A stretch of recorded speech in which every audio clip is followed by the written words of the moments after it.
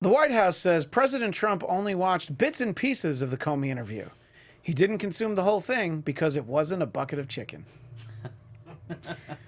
Khloe Kardashian named her new baby daughter True because she wanted a name that has a special history with the family.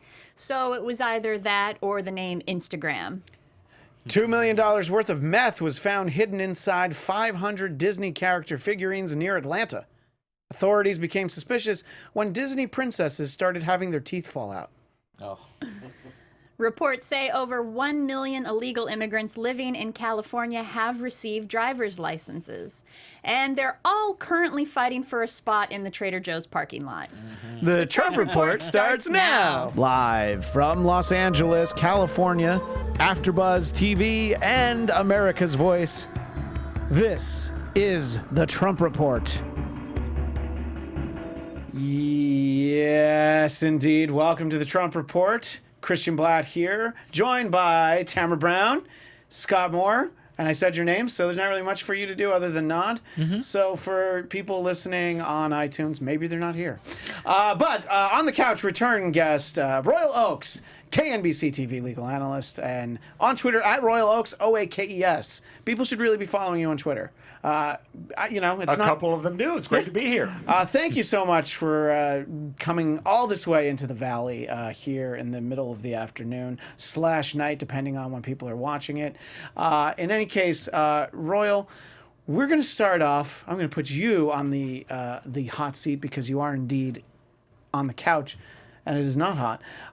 Let's talk a little bit about Michael Cohen, and there's some big news to talk about this week, but I want to kind of start with the raid, which we talked a little bit about last week. Talk about sort of the grounds for the raid and what they were looking for in it. So Mueller said to the Southern District of New York prosecutors, hey, I'm going to refer this to you. It's not exactly Russia collusion, but it looks like illegal activity. And sure enough, the lawyers in New York, the feds, went to a magistrate judge and said, how about a warrant to get all of Michael Cohen's electronic devices, more than a dozen of them? And they not only convinced the judge to issue a warrant, they convinced the judge to allow a raid. They couldn't trust Cohen to say, oh, here's a subpoena. How about producing your documents in a week? The suspicion was he'd do what Hillary may have done, taken a hammer to her cell phones. And so they raided the joint. And so now they have all of his communications, which may well include a lot of things that might be protected by the attorney-client privilege.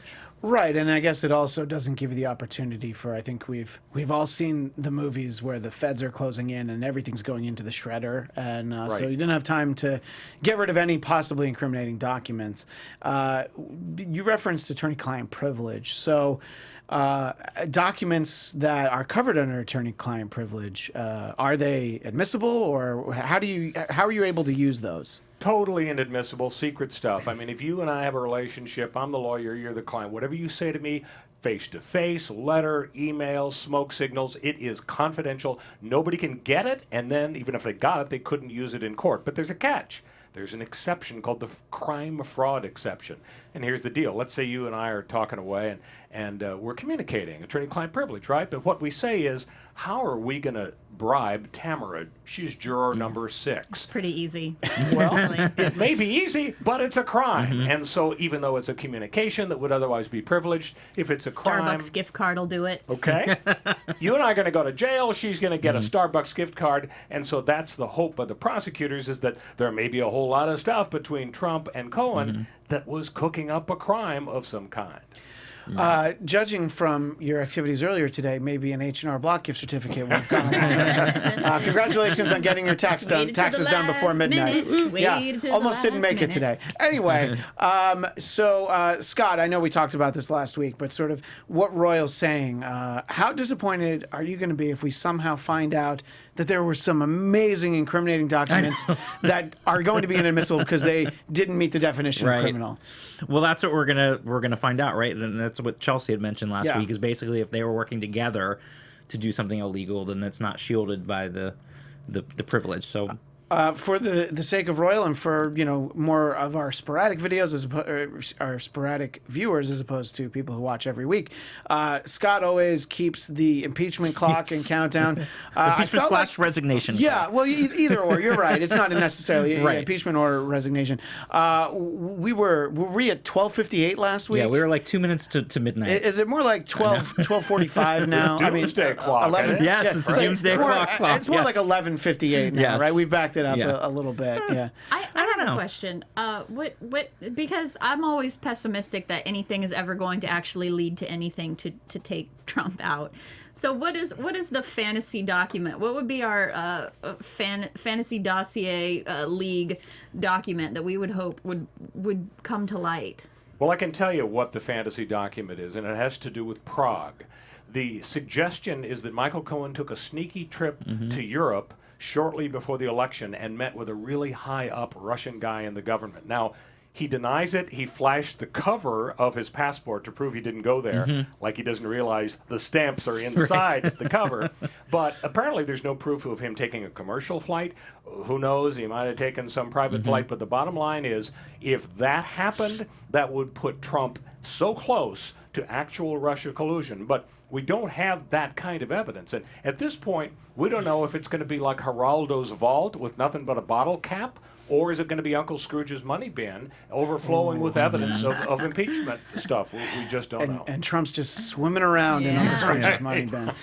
So talk a little bit about what realistically prosecutors are expecting to get and what they might be able to glean from it. What can they actually take away from what they're realistically going to be handed? Well, it's interesting. The first step, of course, is what do they get to look at? Now, what happened a day or two ago is that Cohen goes in with his lawyers and says, Judge Kimball Wood, tell us you're going to give us a restraining order so that we and Trump's lawyers can see all the documents first and make an argument that it's too private.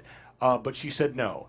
She's going to let the other side see it. But first, the dirty team looks at it. Federal prosecutors who will not be involved in the prosecution of Cohen, but who will sort out what's privileged and what isn't. And what isn't privileged, they give to the real prosecutors. And the dirty team, or the taint team, then they go off and they try to get some other bad guys. And what they're hoping to get is evidence of Cohen for a dozen years being Trump's fixer. Real estate, payoffs to women, Russia, they don't know what they're going to find, but they had enough suggestion of illegality that they satisfied the probable cause standard to get a judge to issue a warrant. Probable cause being a reasonable person would suspect there was a crime. That's the bad news for Cohen. But the good news for him is that we don't know really, and he doesn't know if there's anything that really will be incriminating. And I would say if Cohen is even reasonably good at his job, there's no piece of paper, there's no email, there's nothing that would say this $130,000 payment to Stormy Daniels. It's not like in the memo, on a check. It's not like the memo says for DT, or anything, right. DJT, Trump forever. No, there's none of that. There's none of that on there. So I would imagine that that's what they're most hoping for in terms of, well, maybe that's what the media is most hoping for, let's be honest.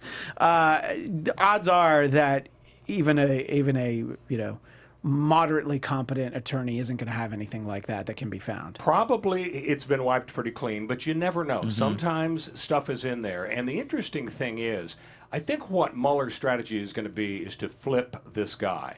And essentially, for example, let's say that there was 130,000 and Trump knew or didn't know, and maybe it would taint Trump a little, but people aren't going to care too much. I mean, Kennedy was sleeping around and Johnson and all the rest.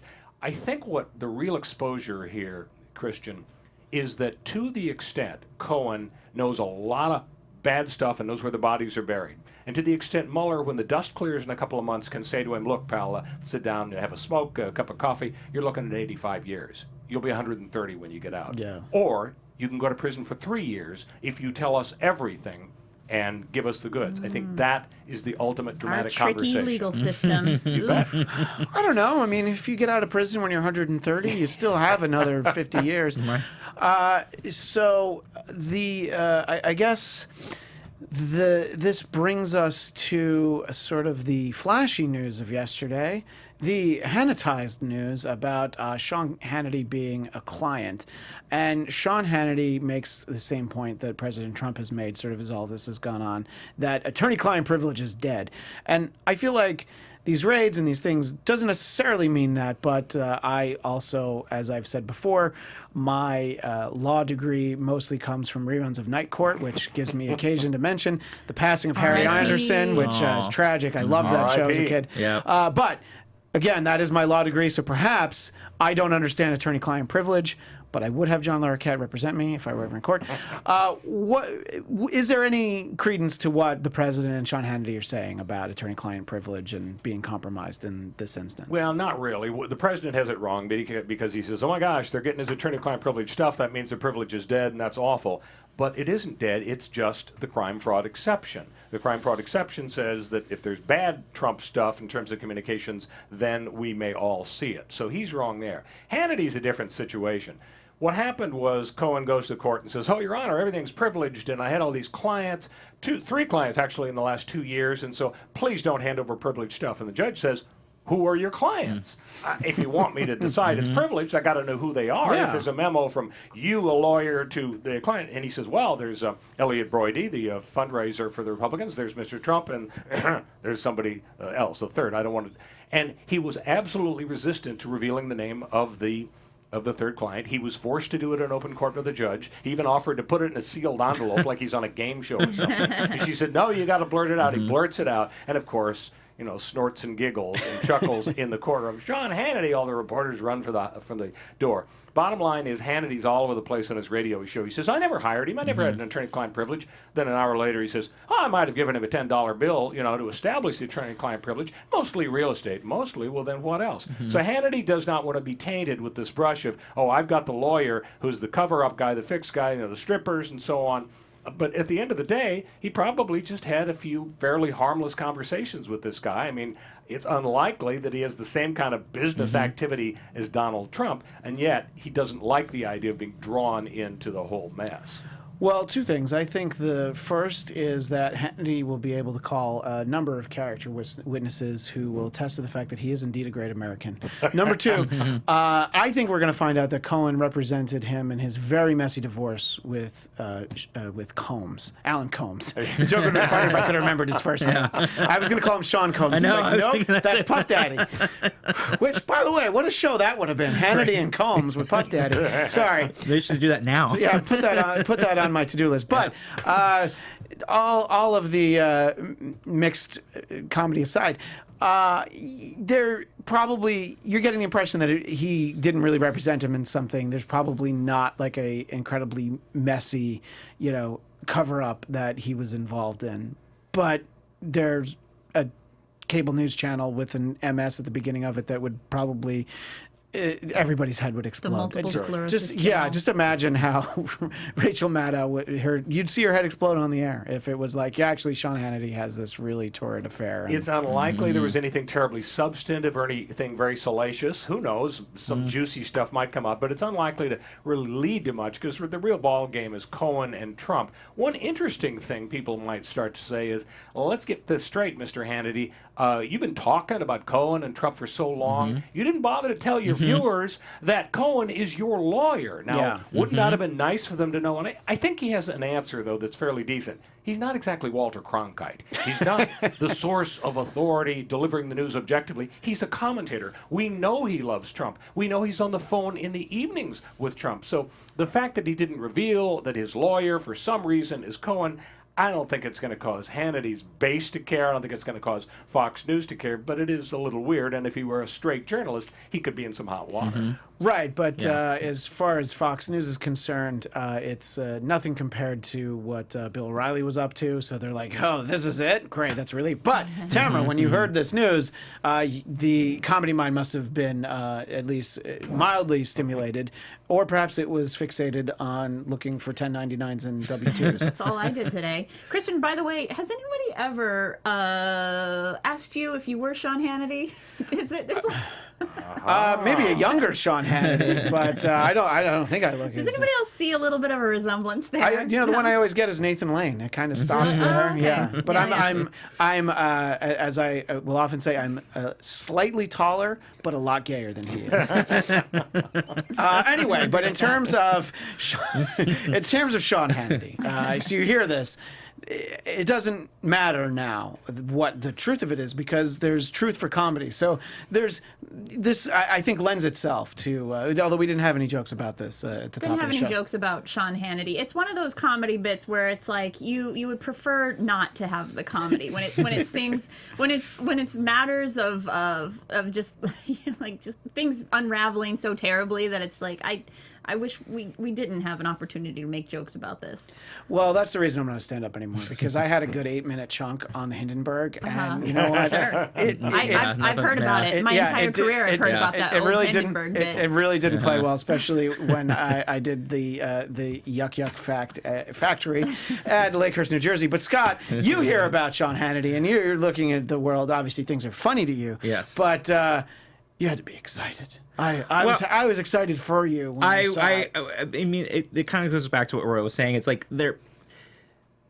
for most people, they're not going to care because they love him, and the people that hate him are going to hate him. But because he's not a journalist, even though he plays the part of a journalist, and you feel like, oh, it feels like a conflict of interest, it just was funny because it's very ironic because he's never mentioned it, and he keeps talking, how Trump is just this whole witch hunt and, all this stuff. So it was very funny for me just to see that he was sort of right involved in all that. And I also loved his answer about the whole real estate. Well, mostly real estate. And I'm like, well, what is the other things that you... Exactly. You're talking about the mostly real estate. I'm like, there's something else there. There's a desk bit we should do. What are other things Sean Hannity has conveniently forgotten to mention? That he had talked to Cohen about. So that was the only thing I was like, Royal, did you hear about, I saw this it was a smaller story, but I guess there's some other attorneys with ties to President Trump that have issued, I guess, memos on Sean Hannity's behalf, one of which was directly to a radio station because a conservative commentator, Debbie Schlissel, whom I used to hear a lot on the radio, made some allegations against him, and it was a cease and desist. And these lawyers are, it's less about that memo, but these lawyers are tied to Donald Trump. So I don't know that there's anything there, but these are all the sorts of things that, are just, well, to borrow from what Scott just said and what Arsenio Hall used to so often say, it's one of those things that make you go, what do you think when you hear all of this? Yeah, you have to think that there's just so much out there that could cause Trump to be vulnerable. It's got to be just a matter of time. I mean, we heard rumors that there were literally dozens of women who were paid off at some point during the campaign and a little bit after the campaign. And again, to the extent that we're going to give rich, famous guys a pass if they're fooling around, then maybe it's no big deal. But if it was an election law violation, if in fact it wasn't reported, if Trump was involved in that, that could be an issue. One of the things where they may be able to squeeze Michael Cohen is that he paid the $130,000, as we know, out of his own pocket. And the way he got it into his pocket was he went to his bank and he said, I'd like a home equity loan, a line of credit. And normally, they don't ask a lot of questions. If you're a good guy with good credit and you got your loan, then they hand it to you. Sometimes they ask, well, what's going on? So to the extent he lied to the bank, he could be in hot water. And that's kind of the best guess as to what he did wrong. In addition, he set up these weird offshore companies so he could flow the money from his account into the offshore company that isn't traceable to Trump into Stormy Daniels' pocket. And she even had a pseudonym. So to the extent he violated the law in setting these up and sort of lied as to the purpose of creating them, all of these things could come crashing down on him and, again, give leverage to the prosecutors to get him to spill the beans against Trump. We'll talk after the break a little bit more about the Robert Mueller investigation. But what from this raid sort of goes directly to them? I know you talked about some of the specific documents and the devices that they'll get. What do you think they're most like, just best guess, what do you think they're actually going to be interested in and actually really focus on? Anything that suggests that Trump was aware of illegality or just complicit with it. But interestingly, everybody was portraying it as a big loss for Cohen the other day in court. It was actually kind of a win in this sense. He wanted this temporary restraining order that said, I want to look at this stuff first and then I'll report on what's in there. Instead, the judge said no. But what she did say was, I am going to have a person who is affiliated with the team create an inventory of everything in your 12 electronic devices, and Mueller and the other prosecutors won't see it until I see it and you get a chance to say, oh no, that's secret. And she even said she may appoint a special master, meaning a retired judge or a lawyer who's super neutral and not part of any prosecution team or taint team or dirty team. So those are kind of good for Cohen. On the other hand, if there's stuff that is not privileged after he goes through all the process, and there's going to be another hearing in a few weeks, if there's really bad stuff suggesting there was a crime, it's not going to help him that it went through a bunch of hurdles. It's going to be there for everybody to see.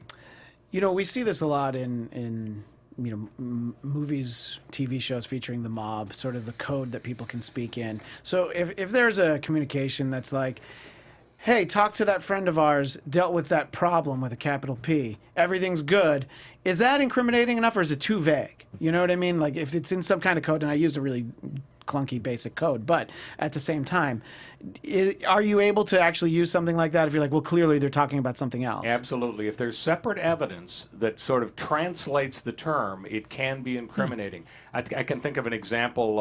Eisenhower used to be big on coup d'etat. He would actually go into Iran and other nations and basically sponsor a coup. He was the guy that came up with the idea of the Bay of Pigs that was botched during the Kennedy administration. His people had a little phrase. They said, I've discussed this with my associate.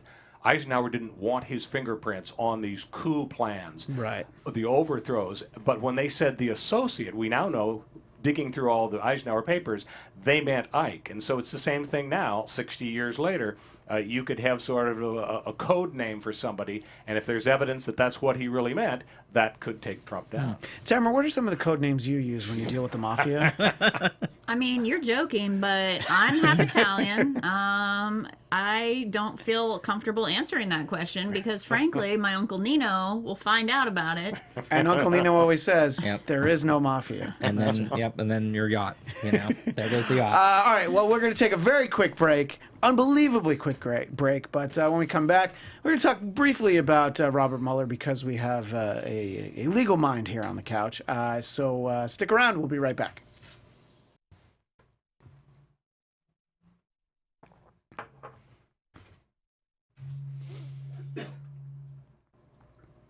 Welcome back to the Trump Report. Christian Bladt, Tamra Brown, Scott Moore, and on the couch, Royal Oaks, at Royal Oaks on the Twitter.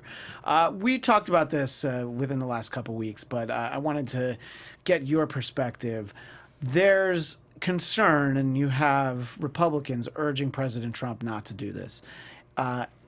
Is it possible for President Trump to fire Robert Mueller as special prosecutor, or an indirect way where he can do it? Yeah, he's got a couple of options. According to the regulations that were set up by the executive branch several years ago, the president does not have the power to go ahead and fire the special prosecutor. Instead, only the guy that appointed him, Rodney Rosenstein, the deputy attorney general, or Sessions, who's now been recused, could do that. Now, how could you do it? There has to be good cause. There has to be a basis for firing him, but, somebody could come up with an argument that maybe would be rational and fair. So Trump can't do it directly. He can order Rosenstein to do it, and if Rosenstein doesn't, then we're back into the Saturday Night Massacre thing from the Nixon era.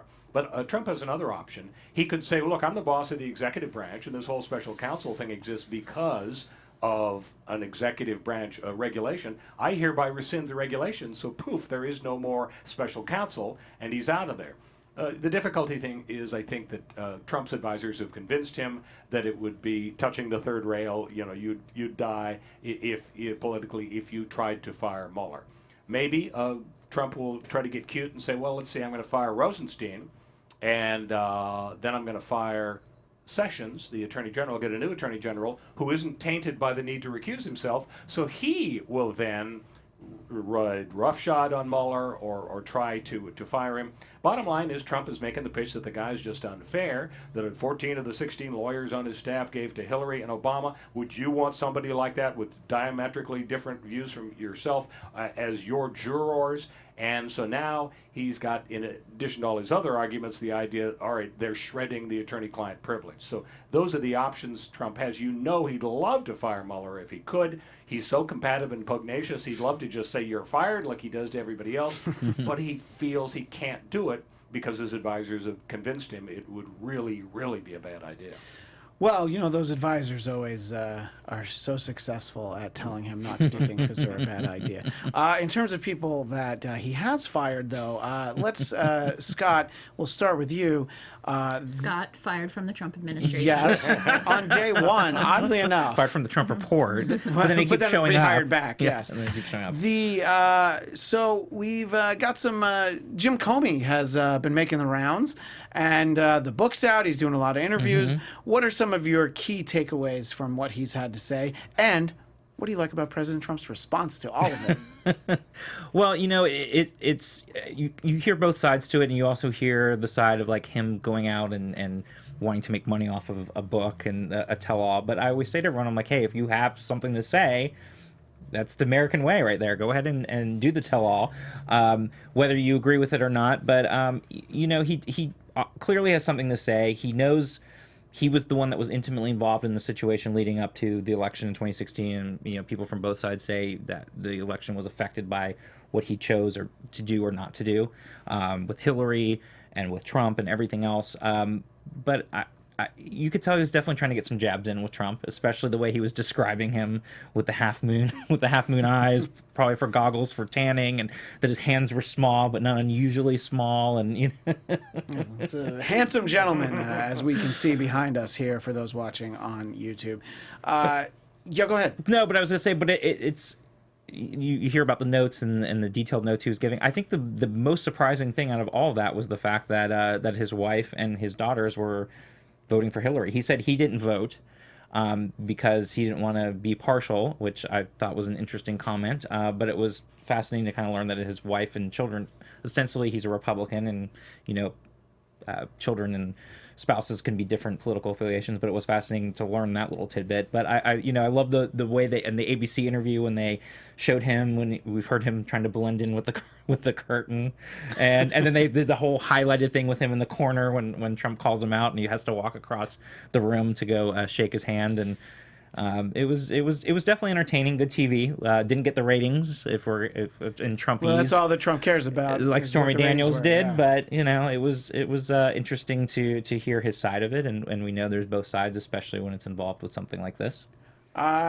Tamra, can you think of a better way that if you have a book coming out, which I believe you will soon, but when you have a book coming out, is there a better way? It's a what book? It's a coloring book. Yeah, but it'll be great. It's called Our Orange President. There's only one crayon that comes with it. Yeah.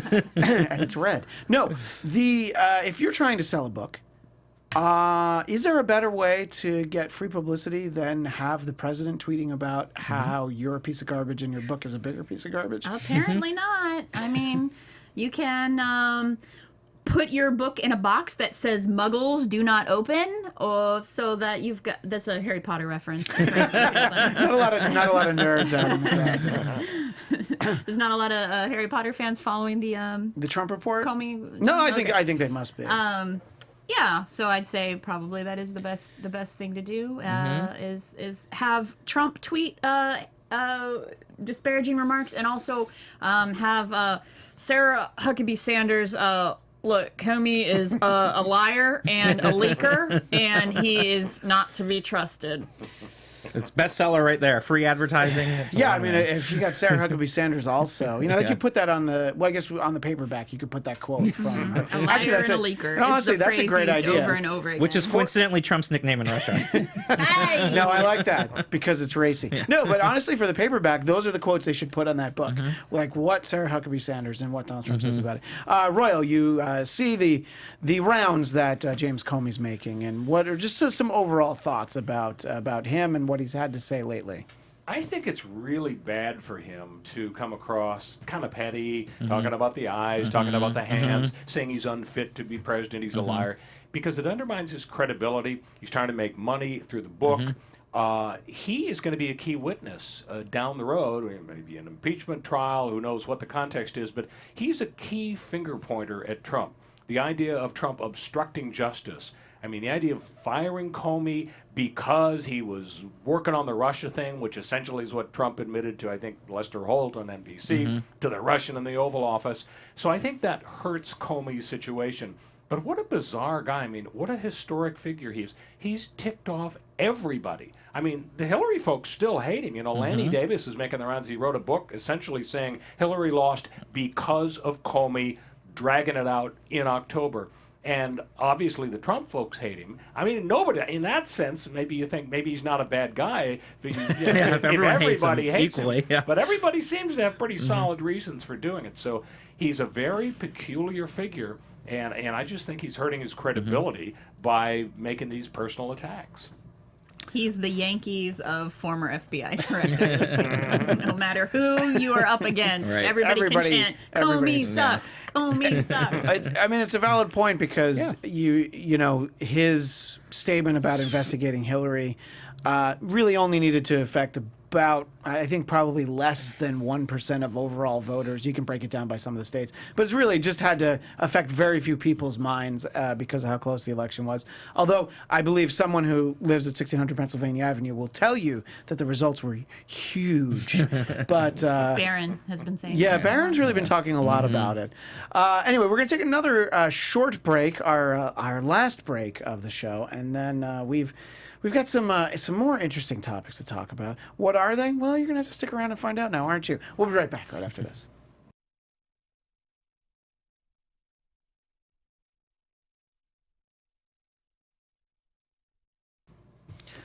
Welcome back to the Trump Report. Christian Bladt, Tamra Brown, Scott Moore, and on the couch, Royal Oakes.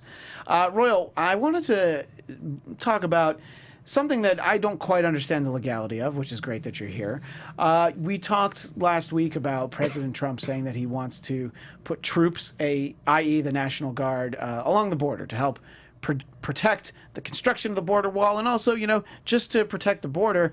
And California has said, no, thanks, we're not interested in that. And obviously, you know, if like North Dakota said that, it'd be like, all right, well, so that's a part of Canada that they can sneak across. But if California says it, that's a substantial part of the border. Give me your thoughts about the Trump's plan, if it's enforceable, and can California just blatantly disregard it, or does, you know, National Guard from another state have to roll in and make California do it? Really good questions. The president has a lot of discretion and power in terms of what to do with our military, even in a domestic context. If the president determines that there's an international thing going on and the national security and the enforcement of our immigration laws is at stake, yeah, he can send in the Army and the Marines and Coast Guard and everybody else and do it. You go back, I made a reference to Eisenhower earlier because everybody loves to talk about Eisenhower. You remember in Little Rock, Arkansas, after the Supreme Court had said, hey, separate but equal is inherently unequal, desegregate your damn schools. In Arkansas, Governor Faubus said no, and he flipped off the president. And the president literally sent the Army in to allow these young black children into the school. The U.S. Army was sent in to enforce the law. Well, Trump can do the same thing. Now, Jerry Brown has our National Guard. He's got local troops. He can say, I disagree with the policy. But, you know, he can't stop Trump. Trump can't really force Brown to line up. And that gets into the whole sanctuary city deal because Trump generally has been losing the court fights. If a city or a state says, hey, we're not going to help you enforce your damned immigration laws, we hate them, Trump is saying you have to. Federal immigration law is supreme. Generally, the courts have said, yeah, the states can't interfere. They can't actually stop the feds from doing their job, but you can't conscript them. You can't deputize them, turn them into Barney Fife with one bullet, and force the state to go down and do the feds' job of enforcing the immigration laws. So in a way, you can nullify the federal law as long as you're actually not impeding it. But you can't be forced to help ICE, to enlist your team to facilitate ICE. So it's this delicate balance. Bottom line is Trump has a lot of soldiers at his disposal if he wants to go down to the border. So if you're, I mean, I guess it's such a hypothetical, but can you basically send the U.S. Army to the National Guard and try and be like, all right, you guys have to actually do this? I mean, Absolutely. The federal government soldiers, the U.S. Army, at the beck and call of the president, they can be sent to Vietnam. They can be sent to San Ysidro. The president has the power to do that. Governor Brown can try to talk him out of it. He can say it's a bad idea. It's overkill. You can boycott companies that help build the wall. You can have all sorts of persuasion. But the bottom line is the president has the power to do this. And, a lot of people around the country I think are behind him. We were talking about the ratings earlier. I guess we now know the hierarchy. There's Stormy Daniels. She was like 23 million. Yeah. Roseanne was about 18 million. That's true. And Comey was 10 or 11 million. So that shows who we like, I guess. I guess so. And Tamra, if you were in the National Guard, hypothetically, let's say, would you defend our wall from threats, foreign and domestic? Or would you just be like, I think Would this I is... go rogue against what my job is? Yeah, and say, exactly. I'm a rule follower, I suppose. No, I would not. I would do what you're, I think if a few good men taught us anything, it's that when you are given a command, you have to follow it, or you're going to be, held personally responsible. I mean, I feel bad for especially anybody in California who a lot of these people being sent to the border are probably first generation or immigrants themselves. They don't want to be doing that. Or at the very least, their friends are immigrants, and yeah. In California. So what a rough job. That would be, God.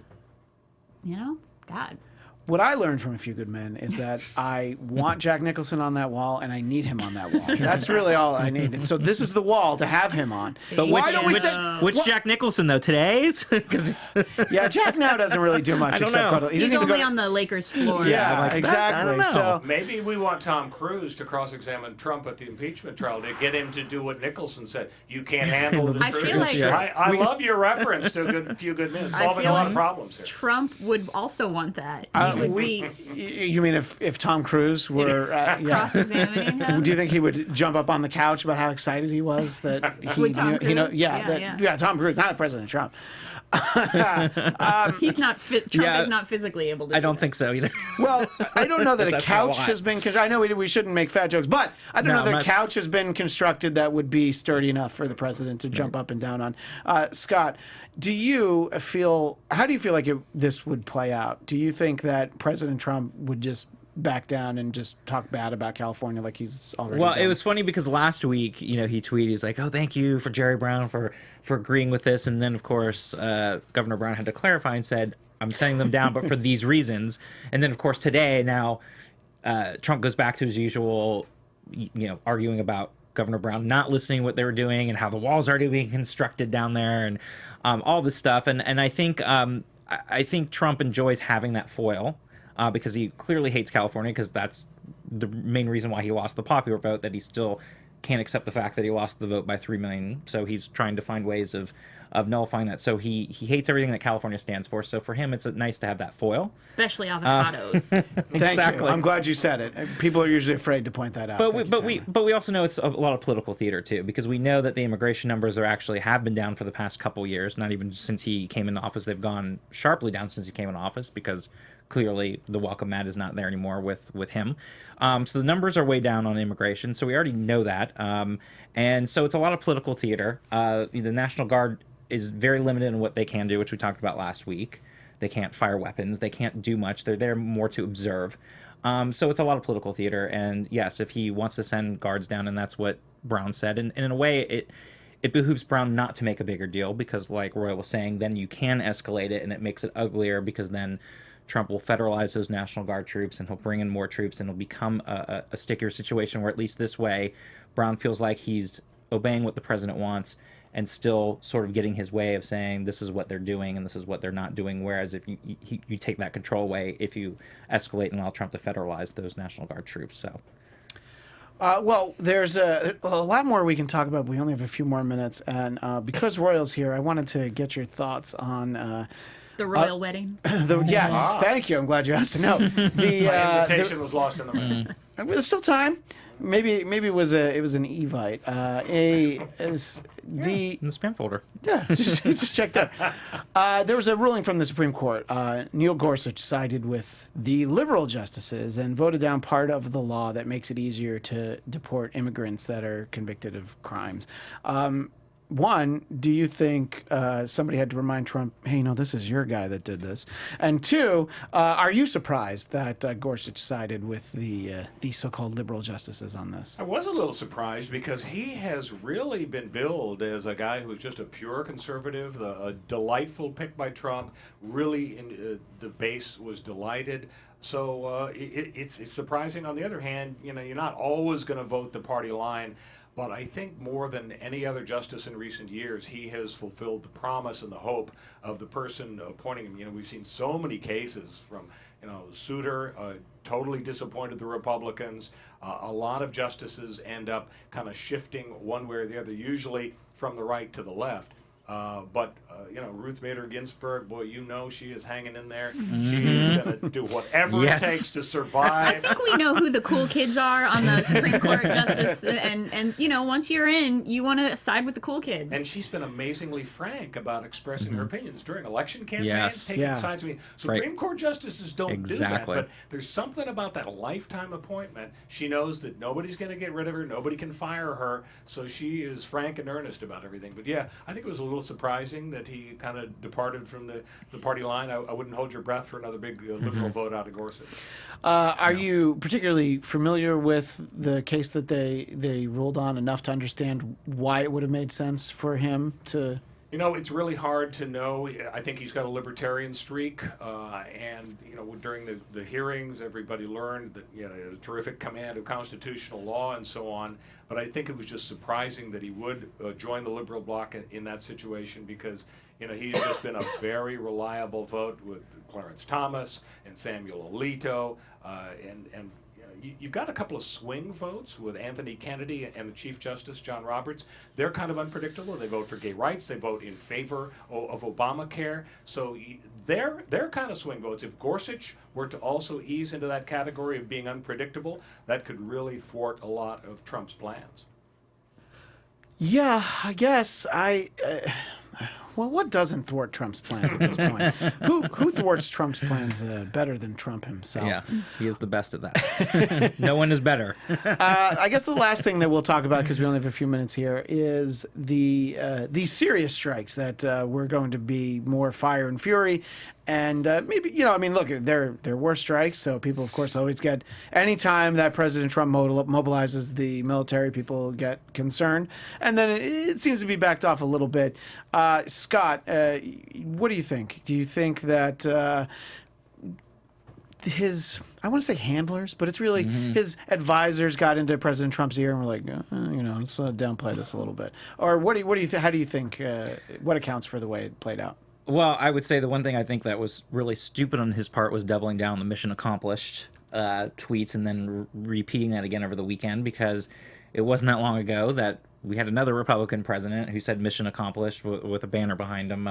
And we saw how that turned out in Iraq. So I didn't think that was the smartest tactic. But of course, he probably said it, and then his advisors were like, oh, maybe you shouldn't have said that instead. He was like because he listens to them so well, that he decided to double down on that. It's a very tricky situation anyways with Syria, as we know, and that's what happened with Obama. They got him into trouble because he made that red line, and then he didn't, once it was crossed, didn't follow up on it. But it is one of those things where just 2 weeks ago, he's basically saying we need to get out of Syria, and he was talking about that before when Obama was president.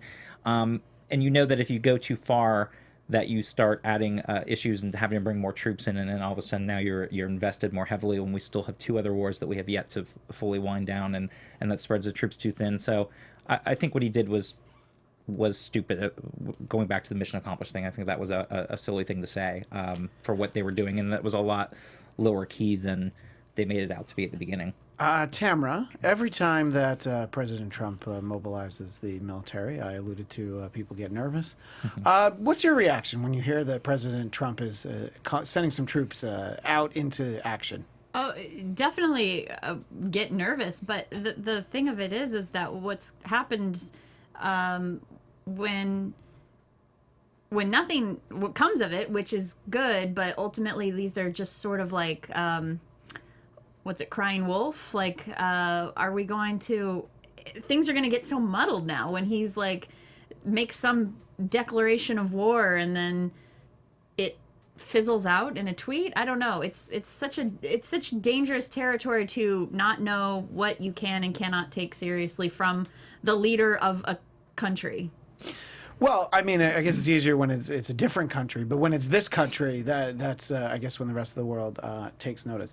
Roy, we only have 2 minutes left, but I wanted to give you a chance to sort of share your thoughts on how President Trump has responded to Syria, and then like brought back half of his response, basically. Sure. It's interesting. People suspect the wag the dog syndrome is at play, where he wants to distract everybody's attention from Russian collusion by starting a war. That's possible. On the other hand, really bad guys are running Syria. They're killing people. They're using chemicals and gas on their own people. And it's funny that Michael Wolff Fire and Fury book several months ago, it said Trump doesn't read, he doesn't really listen, he responds to visual, emotional things, and he saw pictures of kids who had been gassed. And at that point, he decided we're going to do something. And maybe that's the same kind of reaction we're seeing now. The difficulty is, it may be good that you wipe out some bad guys in one discrete attack, but is that a long-range plan? What are you going to do next? Right. Are we going to invade? And so I don't really think he has a long-range plan. I think he just wanted to do something good for various reasons right now. I think he was upset by those photos because in the background there was a vacant lot that was prime real estate. Right. That's go in and develop. It's so funny because I was in Las Vegas over the weekend for the first time in a while, and there's that one hotel that just has the name Trump, just like sort of staring down at you over the skyline in Vegas, and you're like, oh yeah, that means something different than the last time that I was here. Anyway, Royal, thank you so much for joining us. My pleasure. At Royal Oaks on Twitter, and do we mention Hinshaw and Culbertson? That's where you work. Absolutely. And you have a show that you do online still, right? We do. It's the Royal Oak Show on CRN Digital The Talk, and it's also on YouTube, so check it out. I mean, if you've found us, you can definitely find that There you show. go. So, well, anyway, Royal, thank you so much. And you know what? We'll have to have you back, and we'll have to find a little time to talk about baseball. We didn't have time tonight, Love it. but thank you so much. And for those of you who want to follow me, I'm on Twitter and Instagram at Christian DMZ. Tamra, where do we find you? You can find me on YouTube at Hey Tamra. And what do they find there? Oh, you can find a little impression of Sarah Huckabee Sanders. All right, and pearls and everything. And Scott Moore, where do we find you? You can find me at SMan80, and just so we know that we're live, with a little breaking news that former First Lady Barbara Bush has passed away.